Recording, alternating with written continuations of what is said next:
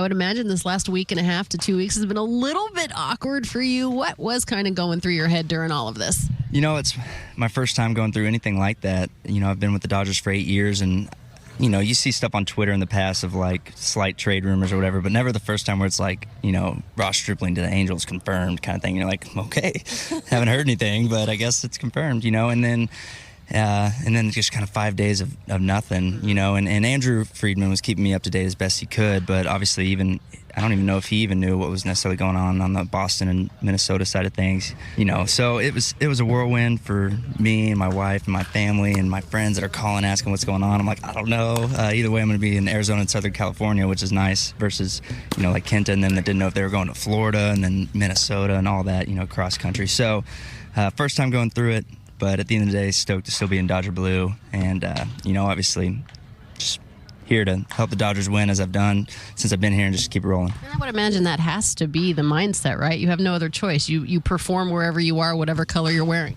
Yeah, I think that's the exact mindset to have is if you're on a major league roster, you're very lucky.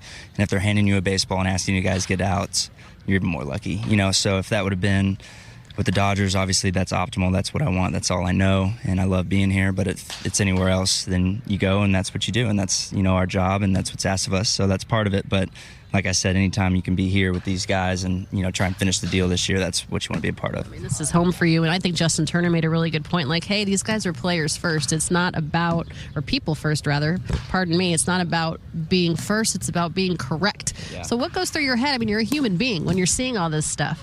Yeah, JT went on a nice little rant there. That was good. I appreciate him going to bat for us, but that was the first kind of time for me where you see the business side of it. Obviously, I've seen it for other players and that, but that was the first time it kind of impacted me. But Andrew called and just said, like, man, I'm sorry that this all went down on Twitter. That's just kind of the world that we live in now. And, he didn't want it to get leaked. He's like, in a perfect world, we tell the players first, and that's how it should be. And, I agree, but I understand those, the media guys, they're competing too. They got jobs to do and they get inside scoop. I don't blame them. I'd want to put it out there as well.